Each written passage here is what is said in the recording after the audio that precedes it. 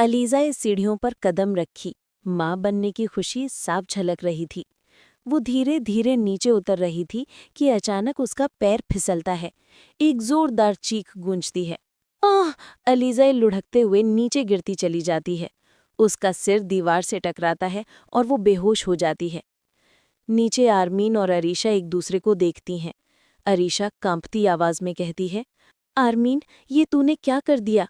आरमीन ठंडी निगाहों से कहती है, अब देर हो चुकी है अरीशा। आज जो होना था वो हो गया। नौकर घबराकर दौड़ते हुए हमजा को खबर देता है, साहब, बीवी साहिबा गिर गई हैं। हमजा बिना कुछ सोचे अलीज़े के पास पहुंचता है। उसे गोद में उठाकर सीधे अस्पताल की तरफ भागता है। अस्पताल में डॉक्टर भागते हुए अंदर जाते हैं। पेशेंट की हालत बहुत नाजुक है, तुरंत ऑपरेशन करना होगा। हमजा बेचैन होकर दीवार से सिर टिकाकर खड़ा रहता है।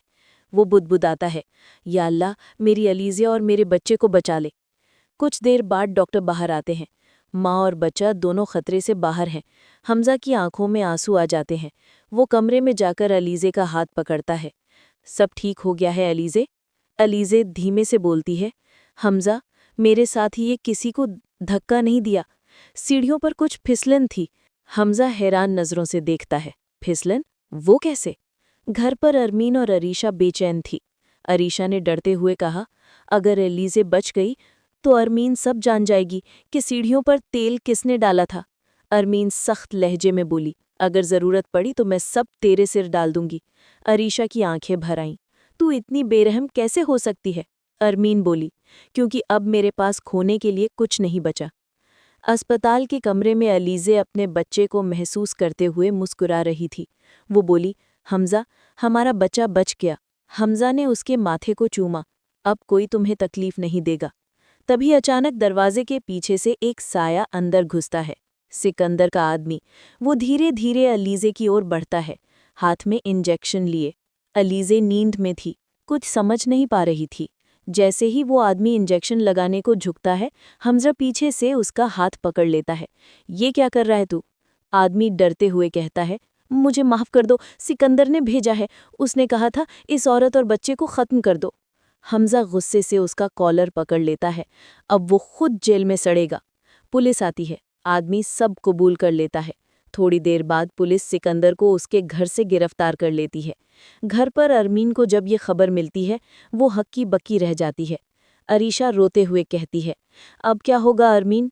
अरमीन बोली, सब खत्म हो गया, सिकंदर जेल में और हम बर्बाद। अरीशा के चेहरे पर पछतावा था।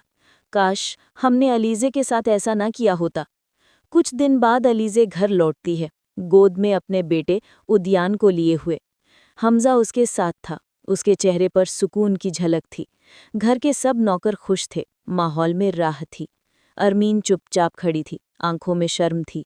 वो आगे बढ़ती है, अलीज़े के सामने झुककर कहती है, मुझे माफ़ कर दो अलीज़े, मैंने तुम्हारे साथ बहुत गलत किया।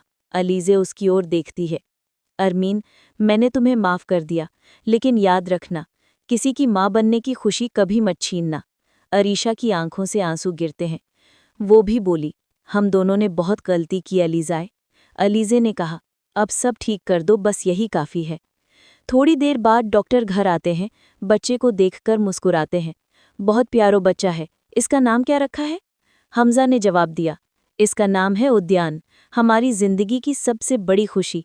अलीज़े अपने बच्चे को सीने से लगाती है। उसके चेहरे पर शांति थी, लेकिन दिल में जीत की चमक। वो जान चुकी थी, सच्चाई देर से सही पर जीती जरूर है। दूसरी तरफ सिकंदर जेल की सलाखों के पीछे बैठा था।